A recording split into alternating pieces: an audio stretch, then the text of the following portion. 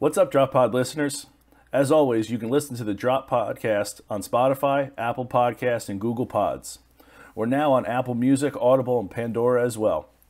New episodes are dropping every Wednesday. You can find all of our content on YouTube at the Drop Golf Podcast and on our socials. That's Instagram and Twitter at the Drop_pod. No matter how you consume us, like, subscribe, rate, review, all that good stuff. Follow and listen along.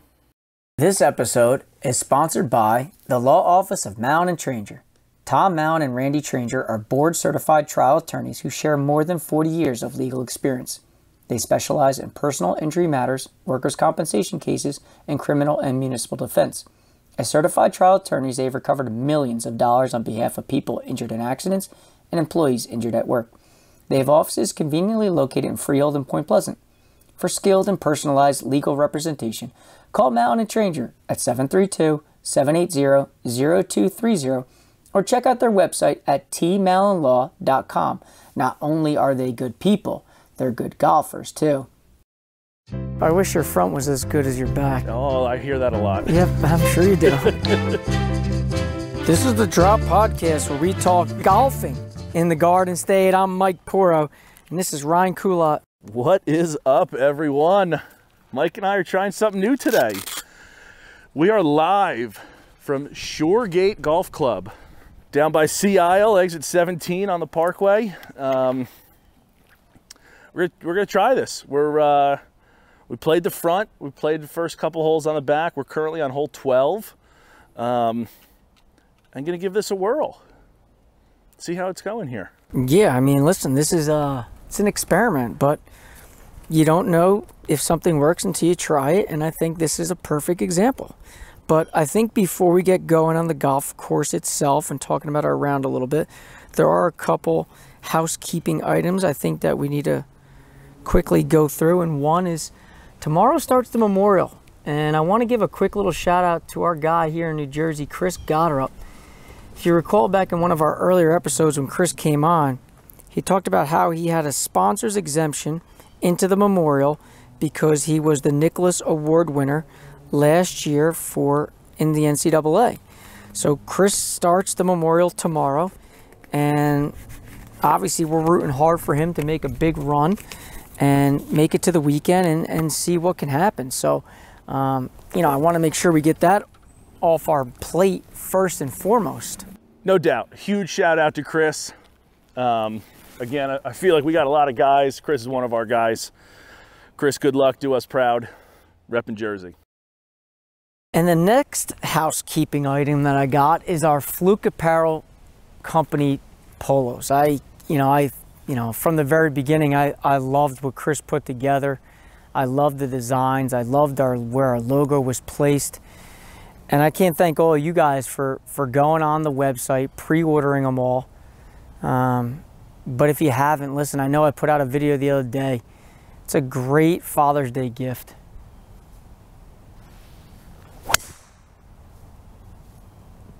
Good ball, Rye. Thanks. And I think for anybody out there that, we're always trying to help a good cause if we can. And part of the proceeds go to the Jersey Shore First Tee program. So if not for anything, it's a great reason to get involved. Help not only, continue to promote what we got going on, but help give back a little bit because, really at the end of the day, who doesn't like doing that? For sure. I mean, they great people, all involved. That's including Mike and I. Great cause.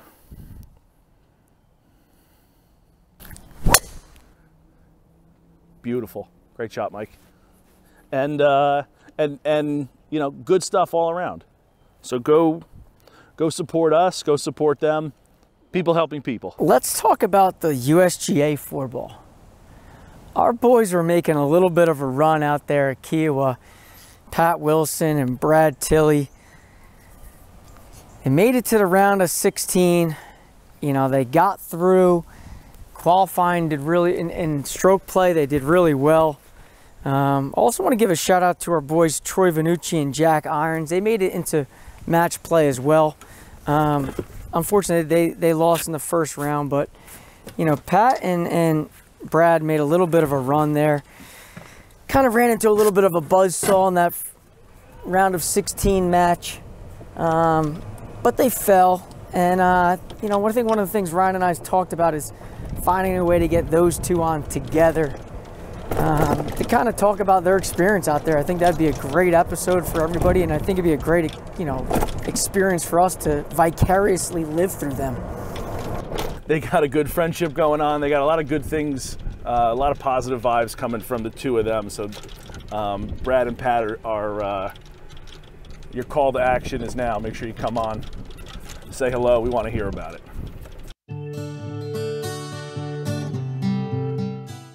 Since the game began, golfers have longed to spend eternity on the golf course. ExtraHoles.com has made that possible. ExtraHoles.com is a unique way to pay tribute to a golfer who has selected cremation upon their death. Their biodegradable, personalized golf balls have been designed as a creative option for family members and friends to celebrate and remember the life of a golfer. Extra Holes golf balls, respectfully hand-filled with a sample of a golfer's cremated ashes, when struck off a tee, will burst into small pieces, releasing the ashes to float in the air and settle softly on the ground. Honor a family member or friend who loved golf, or ensure that your family or friends will help spread your ashes on a golf course you enjoyed playing during your life. Get the details and full story by visiting extraholes.com. That's extraholes.com. So let's talk a little bit about the golf course itself. You know, I know a lot of people mention that Shore Gate is a nice spot. It's kind of hidden a little bit down here in exit 17 on the Parkway. It's in like the Woodbine, Sea Isle City, you know, Dennis Township area.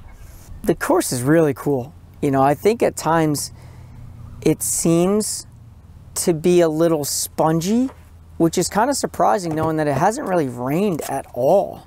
Yeah. But yeah. The greens are rolling. A lot of uneven lies. I know we've talked about that at length.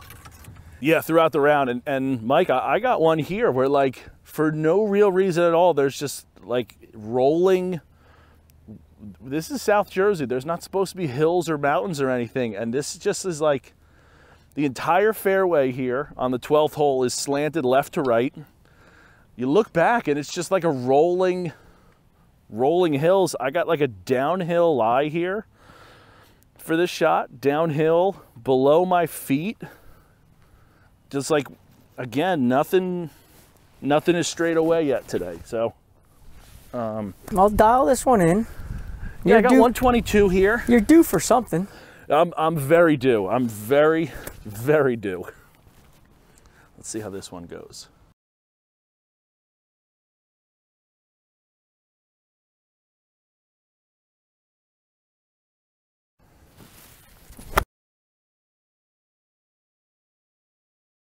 Fly. Oh, I think you're just short.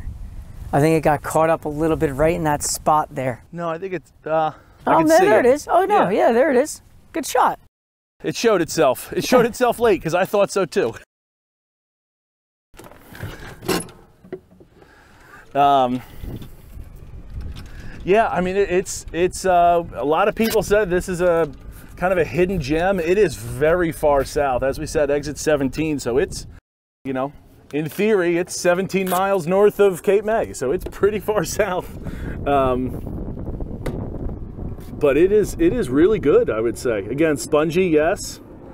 We're playing the blue tees. They got black tees. They don't have them out, but they can stretch this thing all the way out to 7,200 plus yards. Yeah, I mean, I think the one thing that I like so far is I just feel like it's like a different look to some extent. There's some open holes, there's some water holes, you got a lot of sand in a lot of different areas. It really does have that like South Jersey feel to it. I know that's kind of like, well, duh, you're in South Jersey, I get it, but like, it's amazing how a lot of these courses do resemble each other. Right, it's not something we see all the time either, you know, unless you play these all the time, you know. You said it reminds you a lot of Ballamore. Scotland Run. I'm sorry, Scotland Run.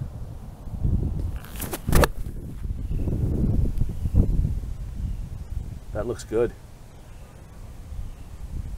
Oh my God. Dancing. Ball. We almost died little from long. someone's drive also. What's up? We almost died from someone's drive. Again? Oh, right there. It's like right there. Yeah, we're getting missiles thrown at us today here. It reminds you a little of, like you said, Scotland Run. It reminds me a little of running deer, you know, pretty much directly west of us from where we are here. But yeah, that's it's definitely different. It's nice. I wish I was playing better, for me personally. But it is if you're down in the South Jersey area. And let's talk about price too. I know that's always a topic that people bring up to us. Be like, well, what did it cost? Was it expensive? Now, Ryan and I teed off at 2 o'clock. Mike took the words right out of my mouth here. It's just about to get into it. Yeah, and for $75 with a cart, we're out here strolling around as a twosome, not really being pushed, held up. We're kind of playing at our own pace for the most part. And for $75, it's hard to beat it on a Memorial Day weekend, to be honest with you.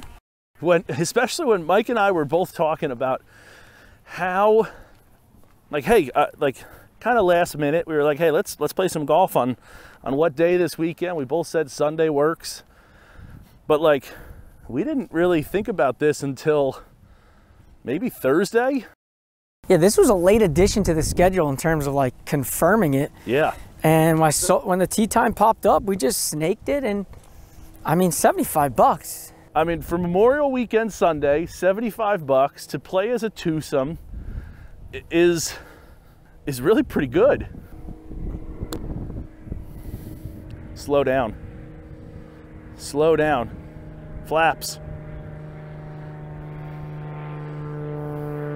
That wasn't Goes that downhill. bad. Also, I mean, I know Atlantic City Airport, but there's a lot of planes flying rather low down here. All right, Ryan's here putting for birdie.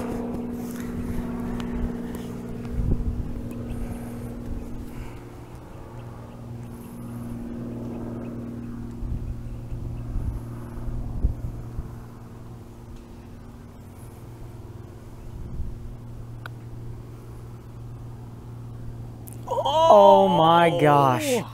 You want to talk about a lip out for birdie. That was halfway down. Wow.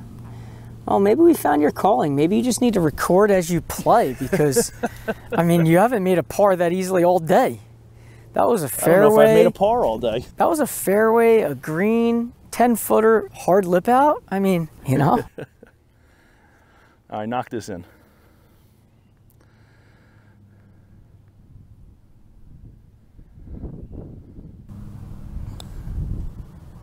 Great par. Mike had a long birdie putt, which he blew past.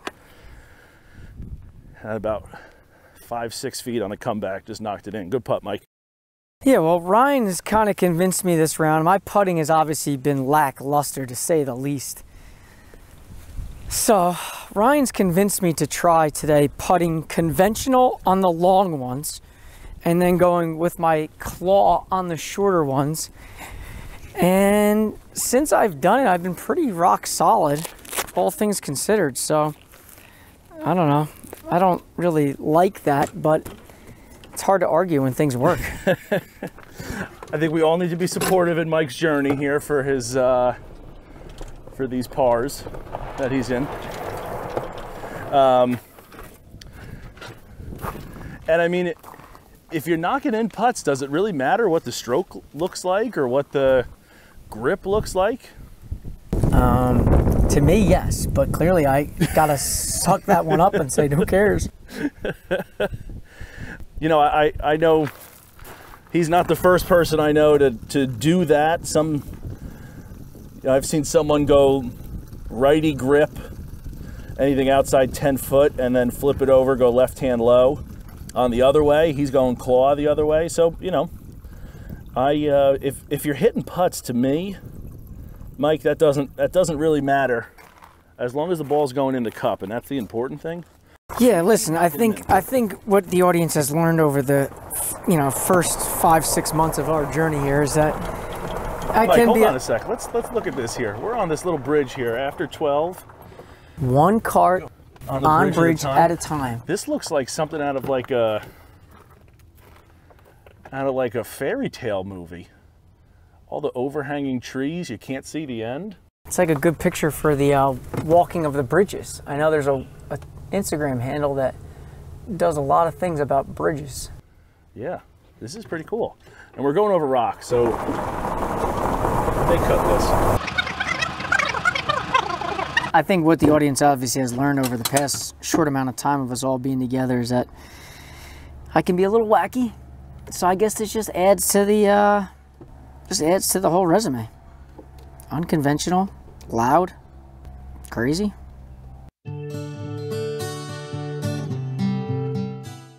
All County Exteriors is a third-generation premier exterior home remodeling company celebrating over 40 years in business. In a remodeling world where the average remodeling company only survives in business for only 5 years, All County Exteriors has stood the test of time, providing their customers with top-quality roofing, siding, windows, and doors. They service homeowners and builders with anything from small repairs to large additions. All County Exteriors is not just limited to construction. They have a deep passion for giving back to their community and are charitable supporters of the Make-A-Wish Foundation, the American Cancer Society, Roofs for Troops, and Parents of Autistic Children. If you have planned to do any exterior remodeling, call the experts at All County Exteriors for a free, no-obligation estimate for your project. Just call 732-370-2780 or email them at info@allcountyonline.com. That's 732-370-2780 for All County Exteriors for all your remodeling needs. All right, so our next segment here is we're going to kick it to From the Grandstand. And I know I posted a link out there this weekend saying we'll take any questions that the audience has, because, again, this is a great way for everybody to get engaged in terms of the podcast, maybe have something to say. So today's question is from Chris, who's a caddy on the Corn Ferry Tour. Caddy's for Chad Tootin, who's having a phenomenal season out there on the Corn Ferry Tour. And Chris tosses it out there as, what are our thoughts on caddies? And I know this is something that you just decided to dive into this year. It's something I've been doing for well over 25 years. What's your take on caddies? Like, is that what he asked? What's our take on caddies? Yeah, he wants to know, what are your thoughts on caddies? There's so many. Like, that's such an open-ended question. Do you think they're helpful? I think 100% they're helpful, yeah. Do you think they're necessary? So I think some places they're necessary. Like, if you're playing a place that's like we haven't had a lot of blind tee shots, but there have been ones where it's like you don't necessarily know exactly what's out there or how it, where you want to favor, or like this water I'm standing next to, didn't know that. Like, I mean, I hit a bad shot, but like, it still went in there. Those kind of things are super helpful. I'm going to hit and then finish.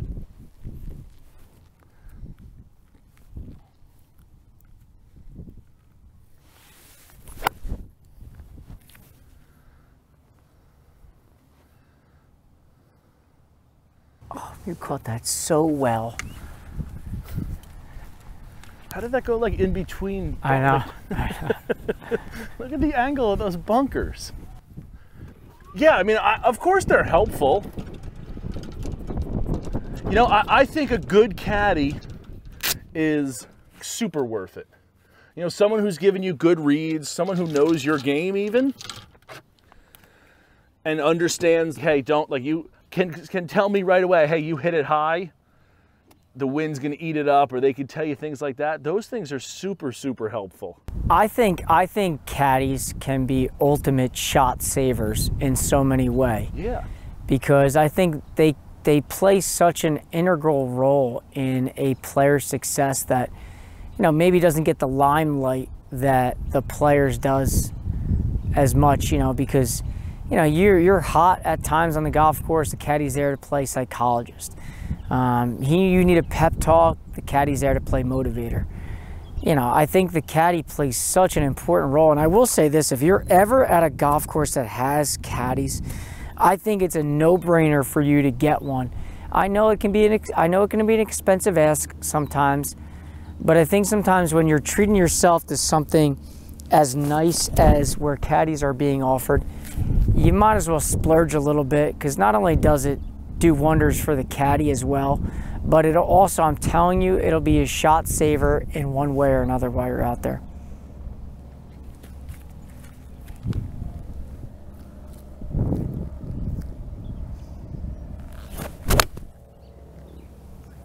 I just can't get the ball to turn over this hole. Right. Dancing though. Yeah, like you said, if you're already splurging on a place, or you got invited to a place, like if you got invited to a place that has caddies, and you're clearly there with a member who's probably not making you dig into your pocket for the round, like take the caddy.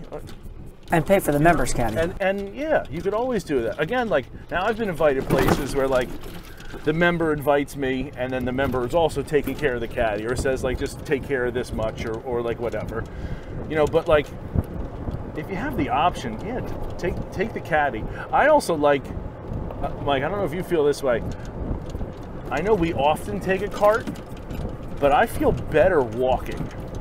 Like I feel like I'm more in touch with the game, and it's more about my shot as opposed to like driving to your ball, driving to my ball. Like if we're walking, it's just about wherever I am. I think you nailed that on the head. I think that's the one thing that, even when you play in competitions, that the idea that the bag is right next to you when you're going to hit your shot, so that if you want to switch, you can. You have that option. Because sometimes we all know that when the bag is on the cart and we're not necessarily right by our ball and we have the wrong club, we try to do something stupid, and now all of a sudden we make one bad swing, it turns into a double, and now we're all aggravated.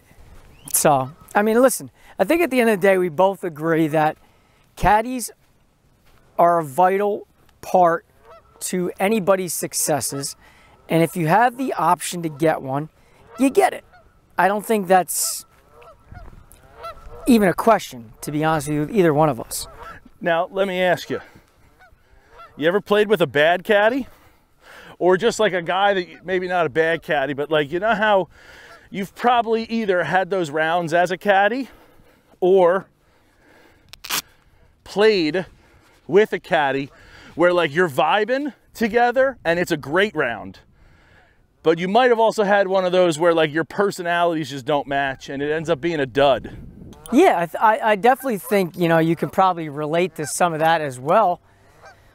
But I think that's important for you to be honest from the beginning and let the caddy know what you're looking for. Yeah. If you're a player that's looking for just a bag carrier, then you kind of set those rules out from the beginning. Someone just to tote the sack. Yeah, just as Jerry Wall said, tote the sack.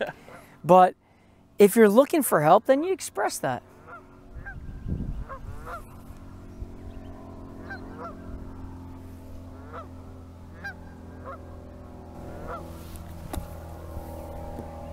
You're not going to do any better than that. Thank you.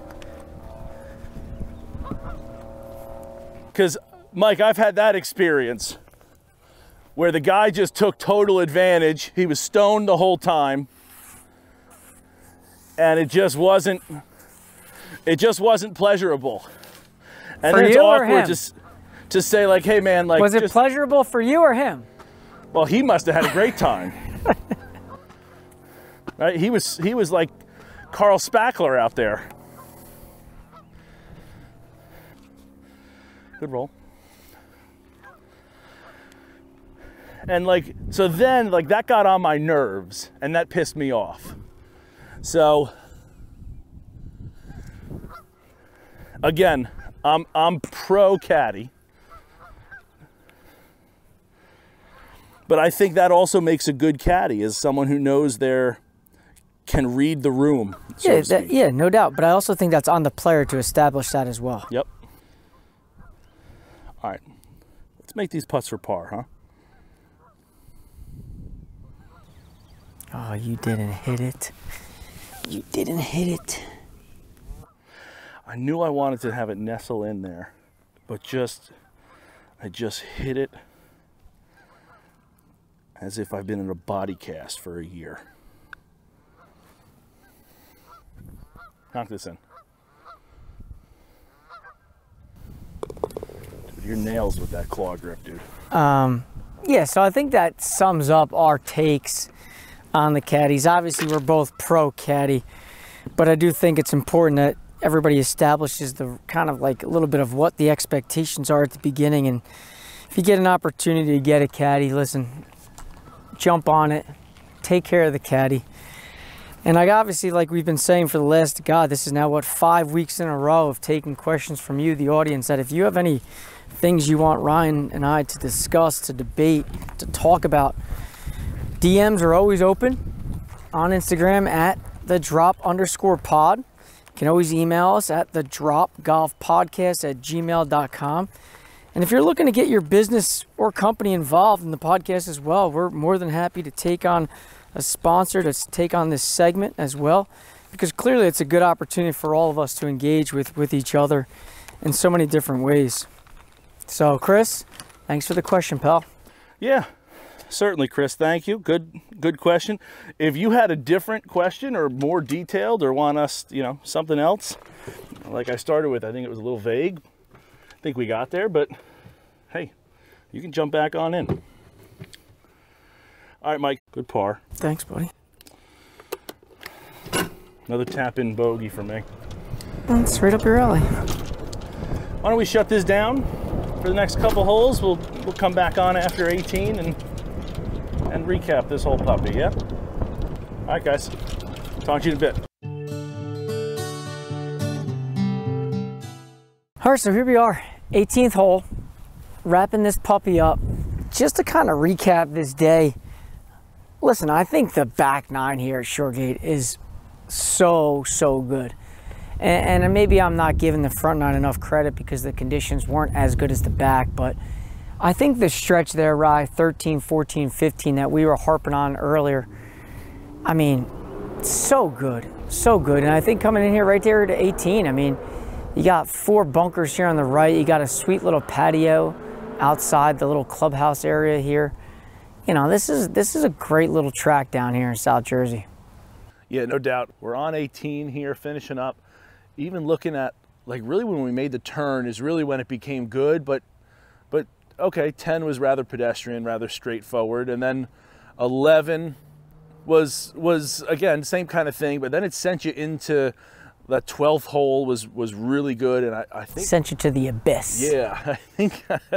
And things just it took you down that little bridge. Yeah, that one cart bridge. It really got you to, I'd say 12 through 18. These holes are as good and as pretty as any that we've come across so far, and that's not us. And this is great. And as Mike said, they got the little, little patio there. I don't know what the bar situation is like, but I'll tell you, the cart girl's been around. If you're looking for like those kind of things, I know Mike gets angry at me. Carts are nice. Wish it would go a little faster, but they got the restrictor plate on, keeps the Green Dragon under control. But the, good cup holders, that, fine in that end. Cart girl's been around all the time. That's been, that's good. They got a halfway house.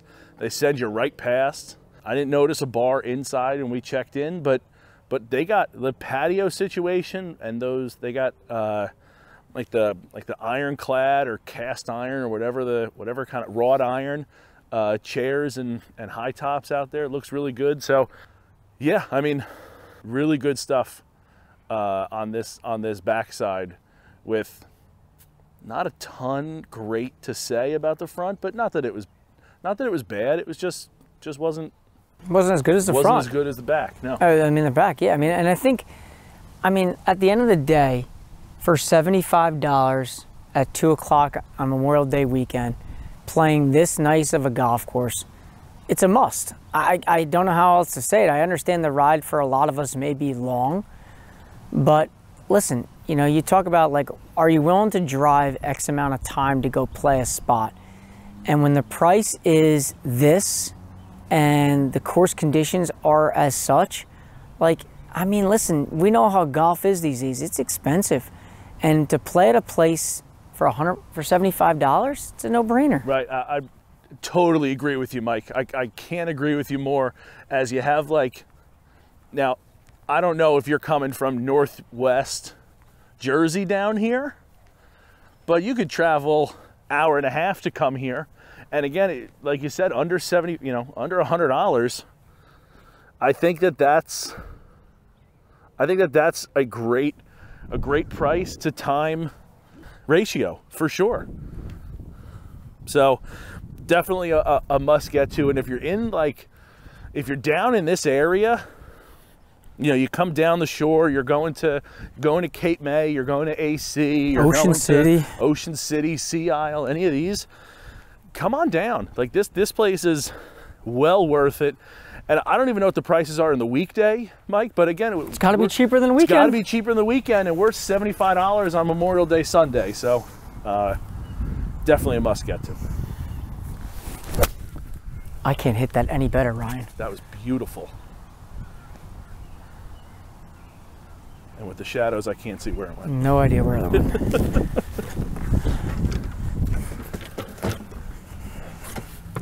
Yeah, this is a nice finishing hole. It's a nice time of day, too. It's perfect. Yeah. I'm glad we're finishing, Mike, because I usually go long sleeve, but I didn't today. It's starting to get a little chilly, to be honest with you. Yeah. That's why I wore long sleeve, because I get cold so quickly that I said I better wear this. It was hot earlier. I didn't need all this earlier. What did you shoot it at? 155 from where I was in the rough. What is this? That's 150. But the pin's up. Okay. Can you see my ball? Yeah. Yes. It is on putting surface? Putting surface. All right, 129. Pins up. Pitching wedge in hand. Here we go.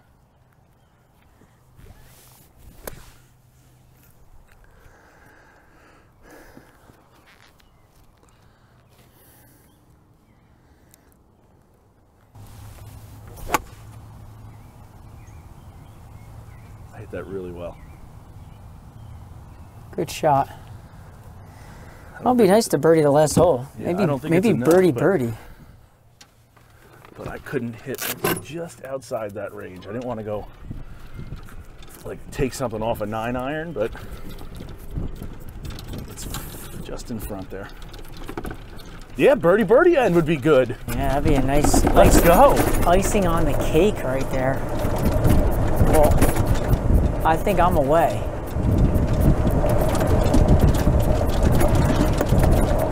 That would make me happy.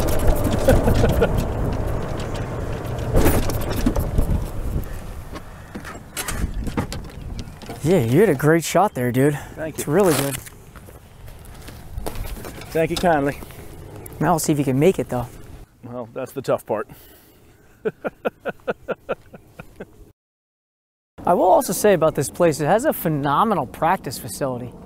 The putting green, I would have thought had more pins in the putting green itself, but a huge driving range, a chipping area.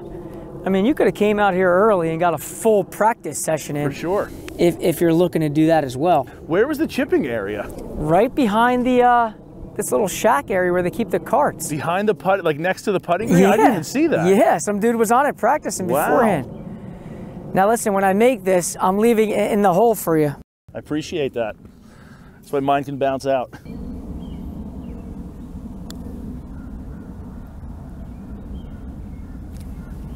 Not high enough. Not high enough. Great 3 putt. Yeah, right. Tap in par. Very nice. All right. Okay. You got to birdie the last one here. Let's go.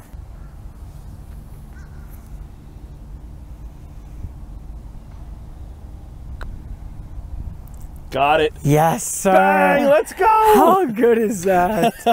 How good is that? Good job, dude. Thanks.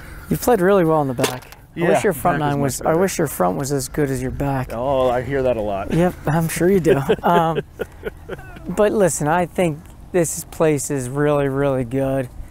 It's highly recommended. We came down here, we got to experience it. I have nothing negative to say about this place. No.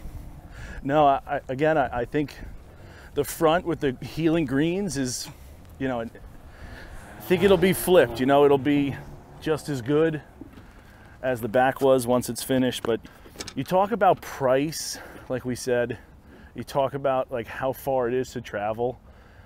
Maybe you're not traveling 2.5 hours, but it's an hour and a half. It's that nice. So yeah, make sure you get down here. Ending with a birdie is always good. Mike's putting woes helped me out, which was nice. He gave me some advice there, which is nice of you. And there we go. That'll keep you coming back, right, Mike? Yeah, that's always the goal. So that's Mike and I signing off from Shoregate here today. This was a lot of fun. We're gonna see how it turns out. Let us know what you guys think too. Be interesting to see what the audience thinks about an on-course podcast. For the times that we're able to get out here together and do stuff like this. I'd be curious what the audience thinks about good, bad. Let's hear it. We tried something. Sometimes it works and sometimes it doesn't. But let's hear what you think. Right, and was it too much, too long, maybe that's it. Maybe it's like, hey, let's do a 3-hole stretch next time or something like that. We got options there. I know I thought it was fun. I thought it was really pretty cool. So certainly everyone, let us know what you think and we'll go from there. We're going to send you now to our interview with Ami Gianchandani.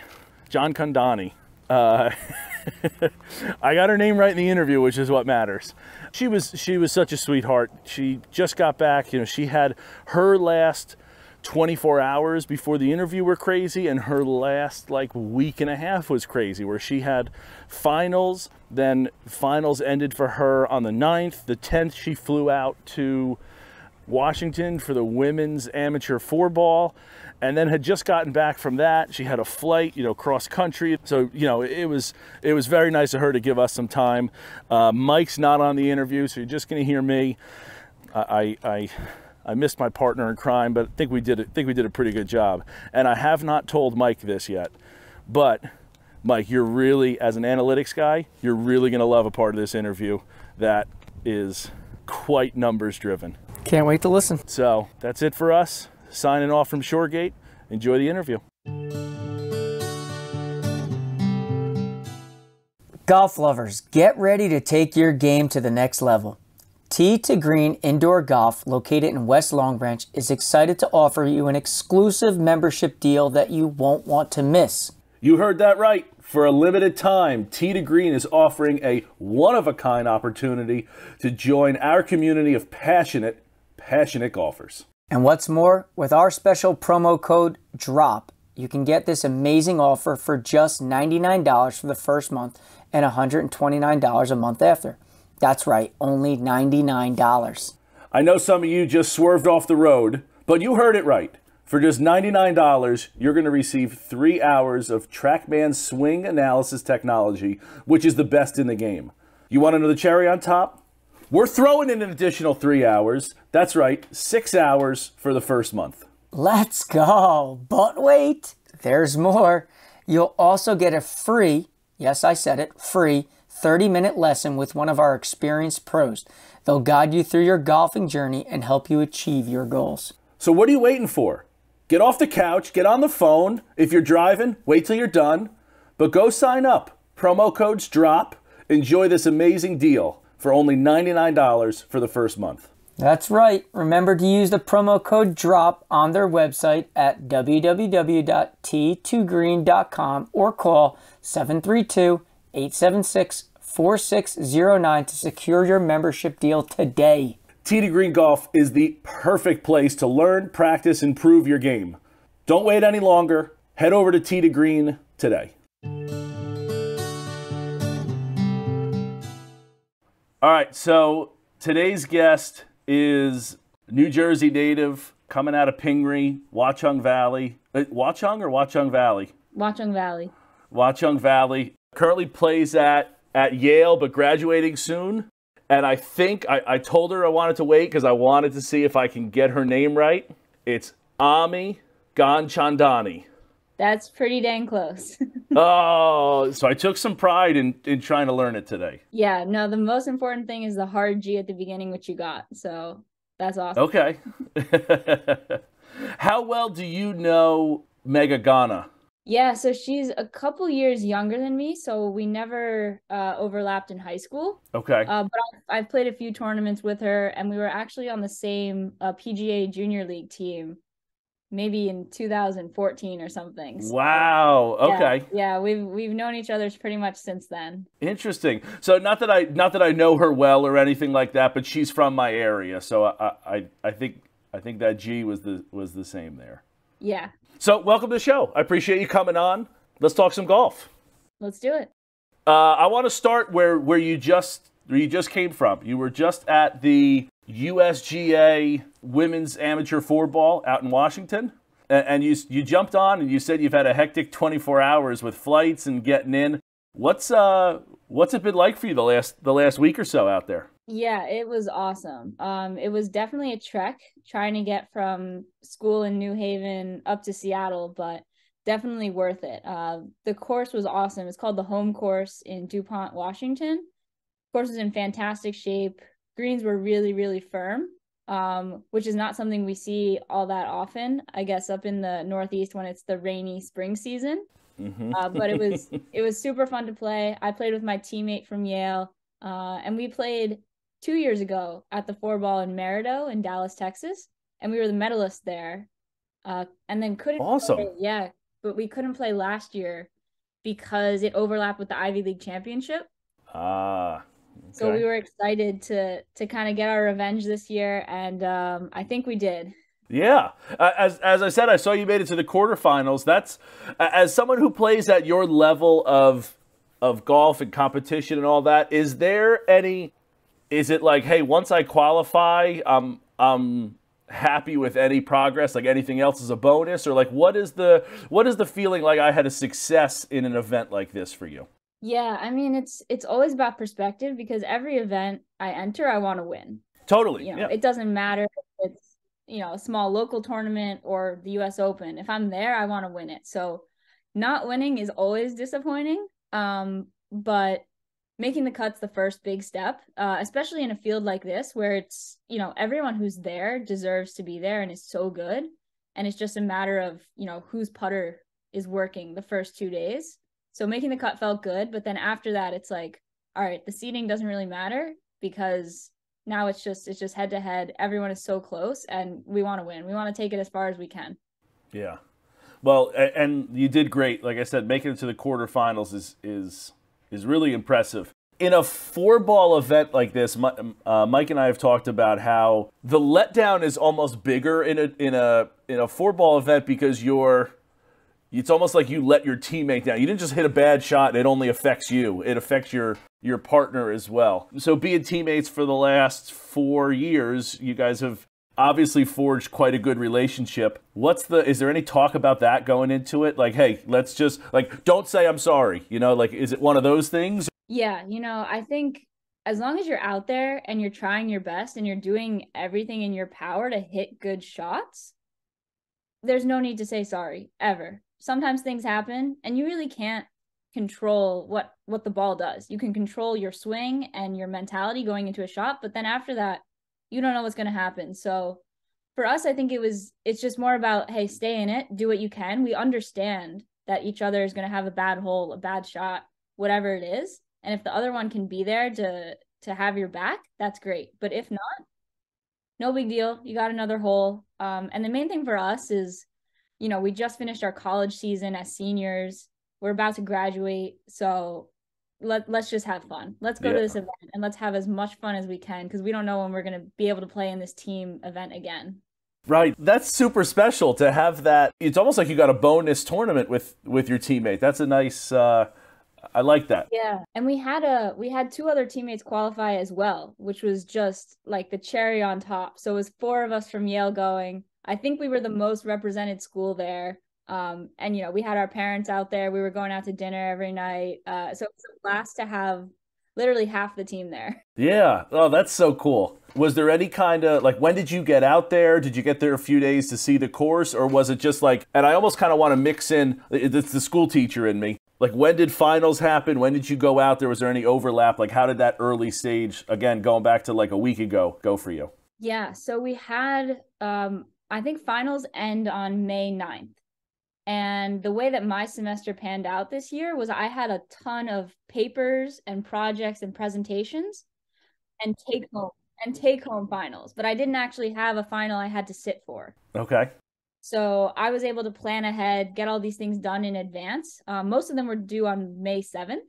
So I think on May 8th, I was pretty much done with everything. And at that point, I was working on packing to try to get some of my stuff home from college.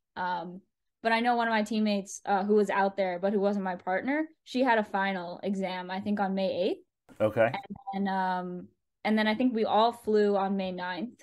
And then we hung out there on the 10th, or maybe we flew on the 10th. I think we flew on the 10th, practiced, hit the range a bit, and then had practice rounds the following 2 days.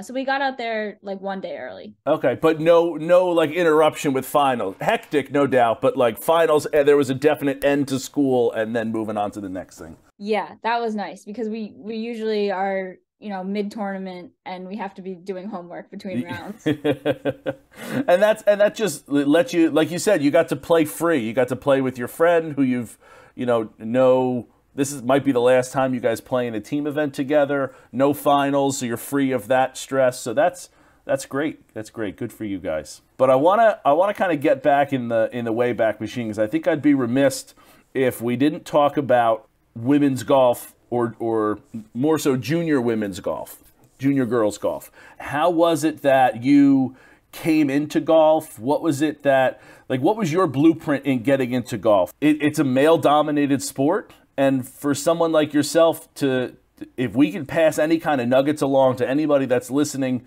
to find a way to stay in it or stay motivated, or what I find is a lot of young girls, play in middle school, but then it's, quote unquote, not cool when they get to high school or they find other things to do. What was it that kept you in golf, or what was that blueprint for you as a young girl there?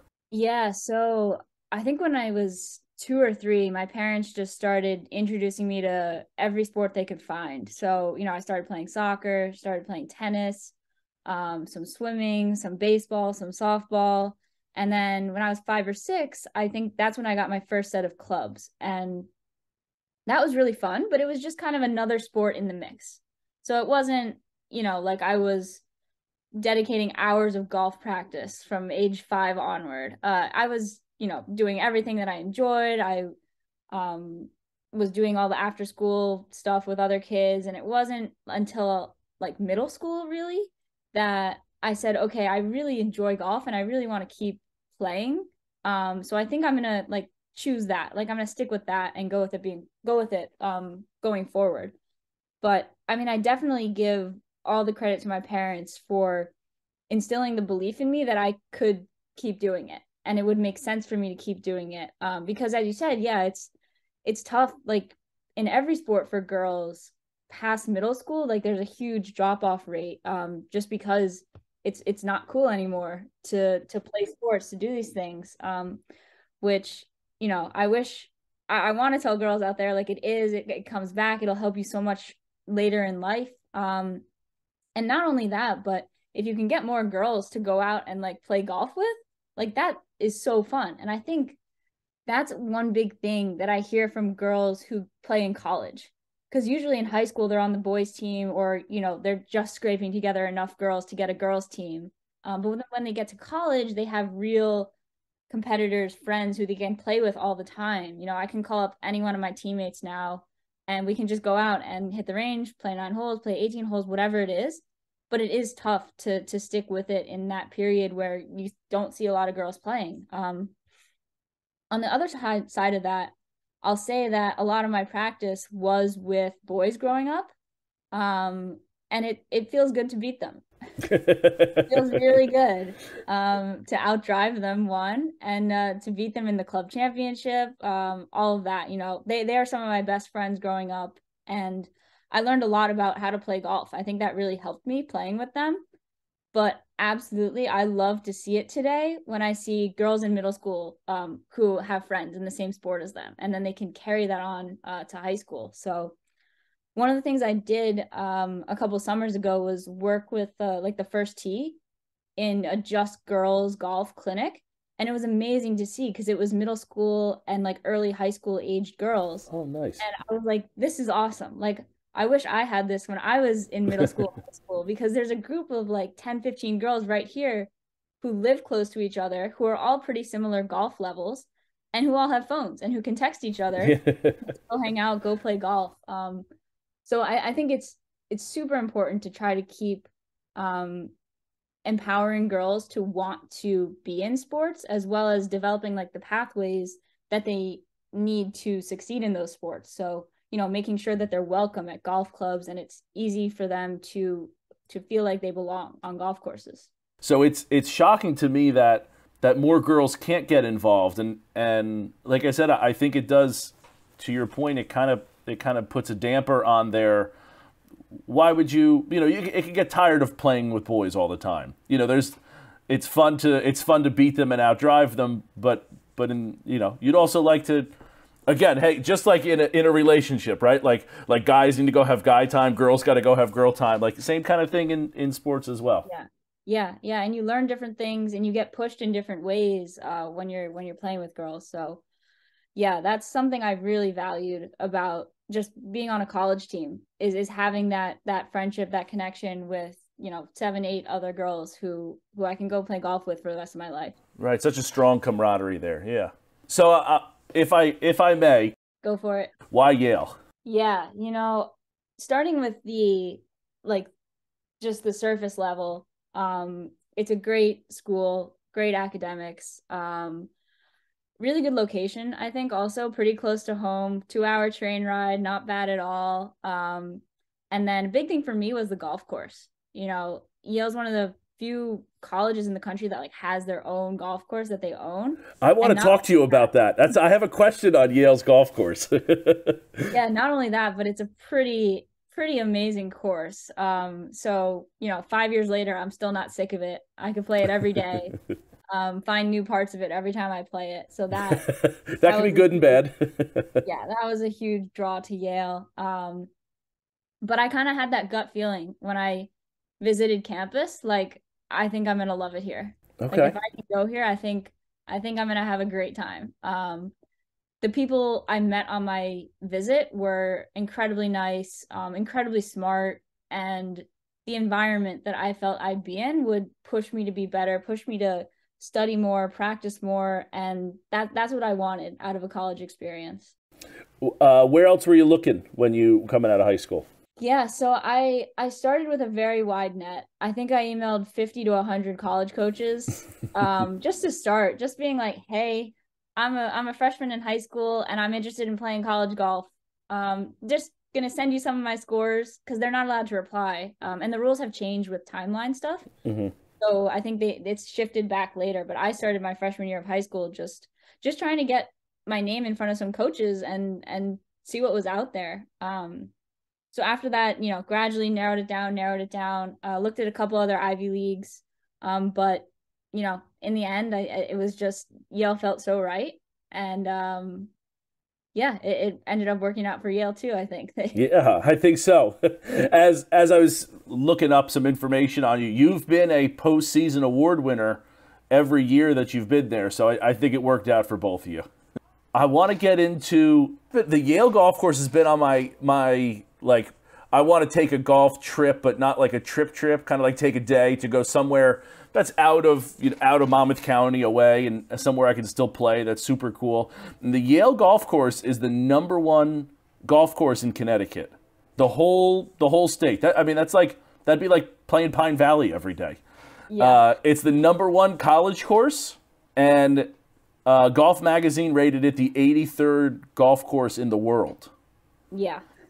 Those are some high praises. And I think you already answered my question, but is it really as good as all the praise it gets? Oh yeah, it is. When it's in like top season form, it's one of the best courses I think there is. It's so interesting, and it makes you think, and it punishes you if you forget about something, which is really what I like. So some holes don't look that crazy, but just wait till you get to the green, and then you'll see. And that's the course, like that's your home course is the Yale course? Yep. Yeah.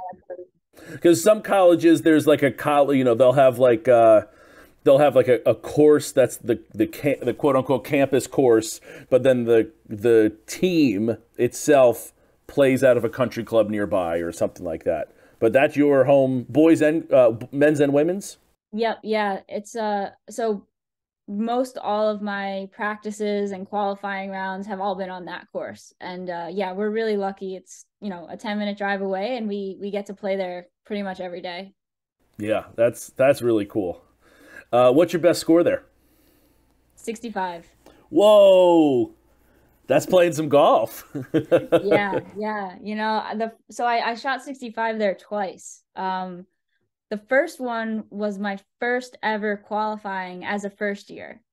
So this was like the third day of school. I was just excited like you would not believe, and it showed in the golf round. And then I think the second time was during the Yale Invitational in October of my sophomore year. I ended up winning the Yale Invite that year with 65 en route. Wow. Is that your personal low round?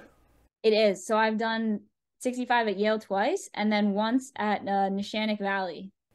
Oh, I was just there this past weekend. Yeah, so we had a few high school tournaments there. And that was the first time I shot 65. I think I was a junior. Oh my gosh. That's so 65 for me is like around hole 11 or 12. That's incredible. Wow. Very cool. Are you taking a COVID year and going to Auburn? Yes. If I understand it, so and you're going to work on your master's, or is it? Yeah. Okay. So my next question is then why Auburn, and tell us how that came about. Yeah, so just quickly on the COVID year, I had my sophomore year, end of it interrupted by COVID, then took a gap year the following year. But that COVID year, spring of 2020, was refunded. So then finished up my junior year and now obviously senior year, but have one more year of eligibility, for which I went through the recruiting process again. I didn't quite email as many coaches this time, but I still emailed quite a lot because this time it was more about finding the right fit of, what team wants just one player who's only going to be there for 1 year and who's already graduated their undergrad. So it had to fit with the team, but, went through the recruiting process again. The coaches at Auburn, Coach Llewellyn especially, was just awesome throughout the whole process, really made me feel welcome on my visit. And I committed there. I forget now. It was it would have been November of this past year was the day I signed my letter of intent to go there. So yes, I'll be there for 1 year next year doing a certificate in business analytics. That's incredible. And is the goal to go pro after next year? That is the goal. Okay. Everybody who's ever played a sport is 7, 8, 9, 10 years old envisioning being a professional golfer. That dream for you has never wavered. It's only gotten stronger and stronger. When did that dream become more of a reality? Like I need to go to Auburn because that's going to best prepare me for the next level. I imagine that played in some as well. Yeah. So if we look back in my brain, junior year of high school, it was like, okay, I think I'm pretty good. I'm doing well on the state level, but I don't know if I want to go pro. Like, I think I can, but I don't know if I want to do that yet. So let me go to Yale because it's the best, it's one of the best schools in the world. 100%. You have a degree from Yale is pretty impressive. Yeah, but I wasn't set on practicing for hours every single day of college. But after my first and second year, it was kind of like, okay, I love this. I want to do this. I really like where I am right now in school, but I think after this, I want to take it to the next level. And, you know, whatever we want to call it with COVID, I got this chance now to do a 5th year at a school where I am going to be practicing a lot more. I'm going to be in, more tournaments. Going to have more teammates, and just the weather-wise, I'm going to be able to play more. So I'm really excited about that. And for me, that's the next step in turning pro. That was always something that, again, I'm going to continue to name drop here. Chris Gotterup talked about that from Rutgers and then on to Oklahoma. He needed that year of doing exactly that. I can practice all year round. I don't have to go. I can go out in December in shorts and hit balls and have no weather difference, as opposed to you can't do that in New Jersey or Connecticut. You know, it having that. So now it really becomes that first step for you of going there. Yeah, I love New Jersey, but there's a reason why most golfers are from the South. 100, yeah, it's true. It really is. Accel Golf. Tell us about it. Yes. So Accel Golf is a golf stats tracking app that I co-created during my gap year between sophomore year and junior year of college. And my main motivation for this was, so our coach had us use a stats tracking program my first year and then a different one my second year. And for both of them, I found myself kind of stuck, being like, this is very clunky. How do, like, getting the shot data into the app or the website, it takes so long. It takes like half an hour to an hour. And after 36 whole days, like, that's the last thing I want to be doing. I want to be resting. I want to be looking over my notes.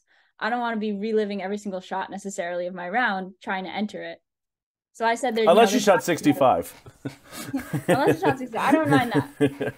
But, there's got to be a better way. And then on top of that, I'm a golf nerd. I'm a stats nerd. I'm studying statistics and data science right now, or I guess I'm about to graduate. So I studied. Yeah, you studied. Past tense.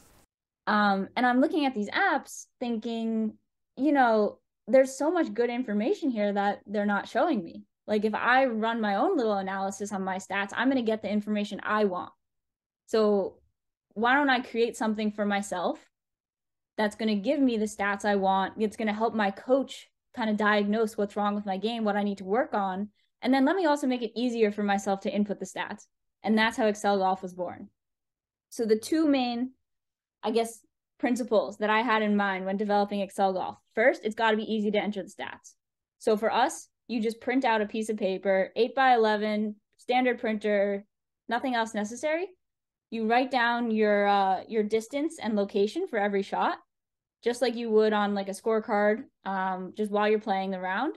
And then you take a picture of the piece of paper at the end of the round, and it automatically scans it in. What? That's it. I was waiting for like the next step. That's it? You just, this pre-printed, this pre-filled out form, all you do is take a picture and it's up into my account. Yeah, you can think about it like the checks that you scan. Yeah. In the bank app. You just line up the lines, take a picture, and it's in. That's it. You're done. Like 1 minute. Oh my gosh. That's incredible. I mean, that's significantly, when you're saying it takes a half an hour for an 18-hole round. And is it just like if I line up on the first hole and I have it's a 350-yard par 4, I just write 350 yards on there? Exactly. That's it. You write par 4, 350 yards, and then you write an F if you went in the fairway, an R if you went in the rough, an S if you wrote in the sand, and etc. I like that you didn't say W for water. I think that positivity is nice for me. That's super easy. Yeah. Wow. So, and what comes out of like I scan it and then it goes in and it just keeps my distances, how many, like driver and that sort of thing? Yeah, so it gets all your round data, and then it spits out information, basic stuff like greens and reg, putts, fairways hit, which way are you missing? Are you missing left or right? for putts, for drives, for approach shots, all of that, which I consider kind of basic stats. And then you also get advanced stats like strokes gained, proximity to hole, average distance left after like chipping, stuff like that. So you can actually set your level in our app for different strokes gained benchmarks. So if you want to do PGA Tour, it's got the PGA Tour strokes gained information. Wow. If you're an 80s golfer, you know, you may not want to see minus 10 strokes gained. So we've got a level for 80s golfers. Okay. Like that. And then there's kind of two ways where you get this information. One is just through browsing the pages in the app. So it's separated by skill type. So if you want to look at approach shots, there's a little tab. You click on that, and then you'll see greens in reg. You'll see your on-green percentage. You'll see, you know, breakdowns of you're on the green 100% of the time inside 80 yards, but you're on the green 60% of the time at like 140 yards.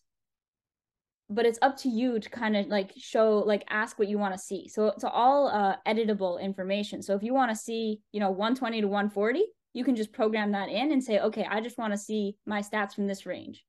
But if you want to see a bigger overview, that's kind of what we give you right off the bat. And then the second way you get the stats is through our generated reports. So those are just like a one-page printout, and you don't have to print it out, but I know a lot of college coaches who we have using the program, they just like to print it out, look at it with the player, and they can immediately see like the areas they need to improve. So what a lot of our coaches do is print out reports for every player over the course of like a 3-round tournament. And it'll give you a line graph that shows you, you know, how you improved in each skill or how you maybe didn't improve in each skill over the 3 rounds. And then on top of that, you've got strokes gained information for, you know, short putts, medium putts, long putts, fairway chips, rough chips, sand chips, long approach, short approach, driver, everything you could want is just on that one page. Wow, this is incredible.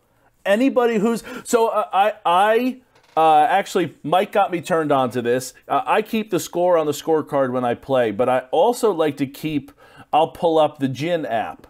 And as I'm playing, I'll put in the scores kind of hole by hole as I go, just because I like to keep the stats of like, did I hit the fairway? Did I hit the green, you know, green and reg? Where did it go?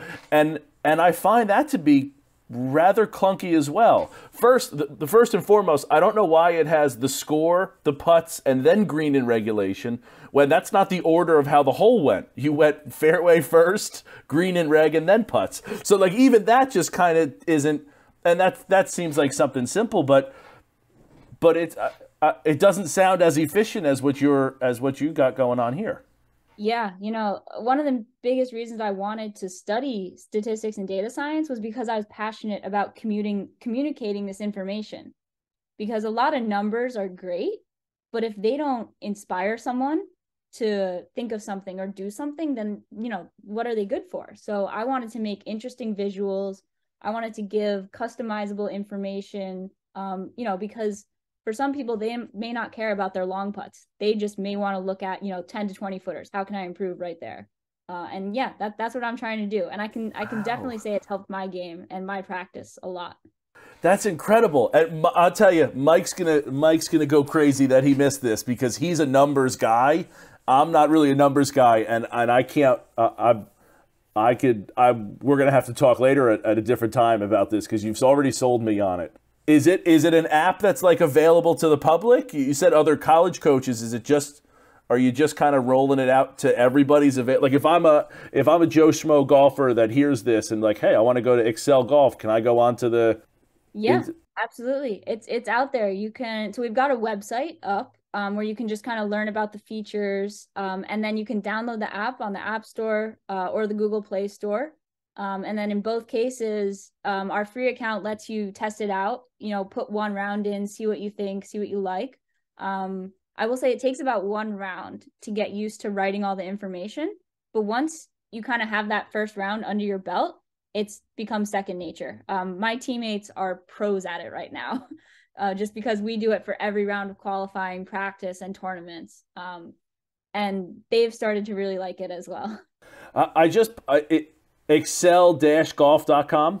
That's us. I just pulled it up. This is, I'm blown away. This is incredible. You were a sophomore when you made this? Junior? Yeah, so Or it that was gap year, but in between? yeah, in between sophomore and junior year, and I made it with a friend of mine who is very savvy at app coding. So it was a joint effort, and he helped a lot, set up the database so we can track all this information over time. And then, there's a lot to get it actually on the the App Store. But yeah, it was a lot of fun making this. Wow, this is incredible. Do you have, you said it's on the App Store, do you have Instagram for it or Twitter, any kind of socials? We do. Let's push it out there. Yeah, we're on Instagram, we're on Twitter. I will say our social media manager had a busy spring playing golf tournaments, just got back from Washington from the floorball, so she hasn't been keeping up with the Instagram as much, but she hopes to this summer. This is absolutely incredible. Wow, I'm blown away. I don't know how to go on to the next question. Yeah, I've had a couple calls with like college teams, getting them set up. A couple of high school golfers. Another great thing is that it's simpler than a lot of the other apps out there. You get kind of the same level insights, but it's easy for a middle school or high school kid to just start doing it. As well as PGA Tour and LPGA Tour pros. There's a couple of them out there using it who just say, I don't have time after my round to enter all this stuff. So if it's 1 minute, that's great, and I'm actually going to do it. Yeah, this is incredible. If we can get away from that for a minute, if you could play one place, I don't know what your home course is here in New Jersey, but obviously we're a New Jersey podcast. Where would a public track and a private track be that are like far and away your two favorite places that like are a must? If you're in New Jersey, you got to travel there and check it out. Yeah, this is very tough. Okay, so we're keeping it to New Jersey. So my home course is Watchung Valley. Okay. It's awesome. It's really a really, really good track to like test your game. It's kind of similar to Yale, so it's also Rainer. Yep. Where it may not look that intimidating, but then when you try to play it, you're gonna get tested, and that's what I love about it. Is it's such a great place to practice because it's gonna get every club in your bag. You're gonna be tested on every single shot, and honestly, you're not gonna get a break out there. So it's a really, really good place to practice.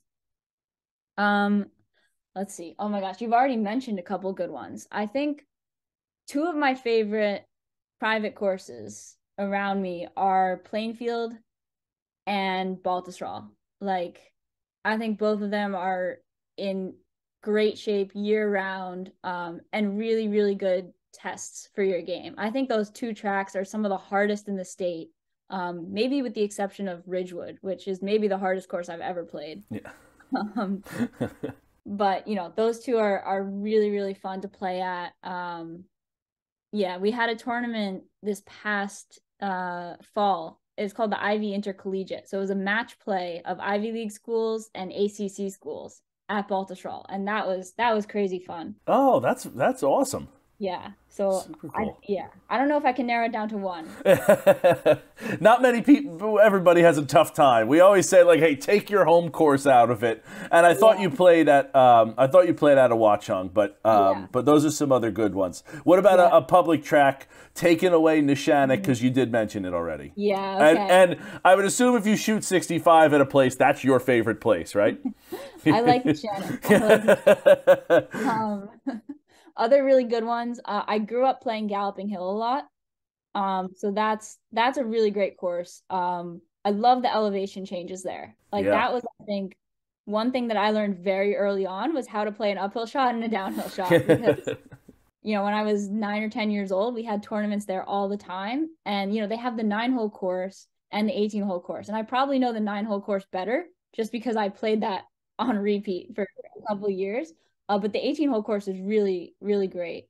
And then the other one I'll go to is Rock Spring in West Orange.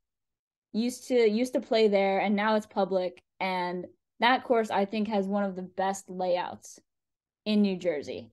It's so many different shots, and you get a different look on every single tee. And I like to kind of see this shot and shape the shot. And that's a course where you need to be able to shape your shots if you want to play there. So I think that's another fantastic course. Really, really fun to play. So that's on our list of courses that Mike and I want to play. And hopefully the shot shape is a fade to a power slice, because that's the only way I can shape a shot. So that should work. Yeah. Golfers are rather quirky kind of by nature. I think we kind of talk, everybody's got their own little, quirks, superstitions.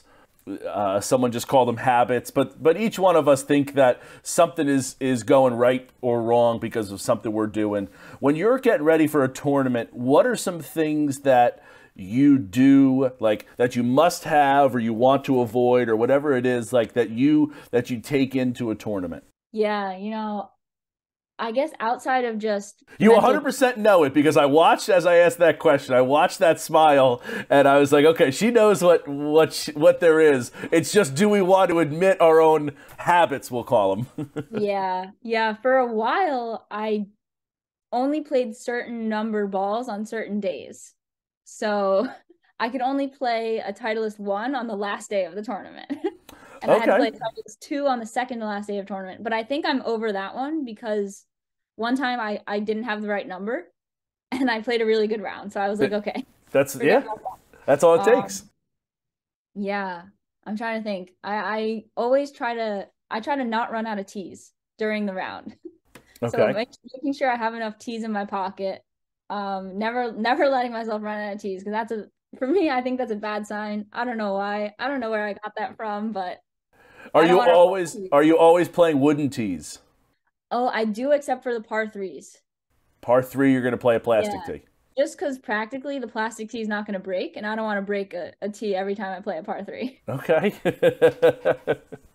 That's interesting. Yeah, everybody's got their thing. Like some people like, oh, I have to have 2 tees in my pocket. The divot tool, the glove goes in the back left pocket because the scorecard holder's the back right. Like everyone's got their different things that make you feel balanced. Yeah, I'm trying not to go too far with any of these. I can tell you when I was like 10 or so, and I was playing in like the US Kids Golf World Championship. Maybe I was 12, I don't know. But I had a good round, and we had dinner at Bonefish Grill the night before. And we went to Bonefish Grill every single day for the rest of the tournament. And I finished off a great tournament. That's what it takes. Yeah, one of those things is it just jumps on it. Yeah, and then I did the same thing at the US Girls in 2016, I think. I made the cut for the first time in a USGA, and I ate at PF Chang's the night before. So I ate at PF Chang's every single night, and I made it to the quarterfinals that year. That's awesome. Speaking of eating, it's a New Jersey podcast, so we'd be remiss if we didn't talk about a particular kind of breakfast meat that and its name. And I've already texted Mike your answer because he likes to check me, and I want to make sure I'm right. What are you calling that particular breakfast meat? Taylor ham. Oh, I knew it, and it's just so disappointing. Oh yeah, my favorite breakfast is a Taylor ham, egg and cheese on a sesame bagel. On a sesame bagel, okay. Ketchup or no ketchup?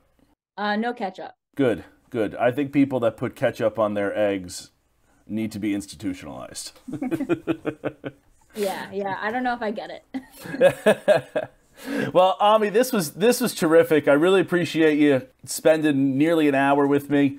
I'm sorry Mike couldn't jump on. I know he was disappointed. He was looking forward to chatting with you as well. Best of luck as you move forward. Graduation's in a few days, so congratulations. Good luck at Auburn. And let's shout out Accel Golf one more time. You can find her at accel-golf.com. On Instagram, just Accel Golf. Yep. Don't be too critical. It's the social media coordinator has been a few days absent, but go check that out. That is really cool stuff. So best of luck, and thanks for coming on. Yeah, thank you for having me on, Ryan. It was a lot of fun. Yeah. Anytime you want to come on, you let us know. Thanks. I appreciate it. All right. Take care.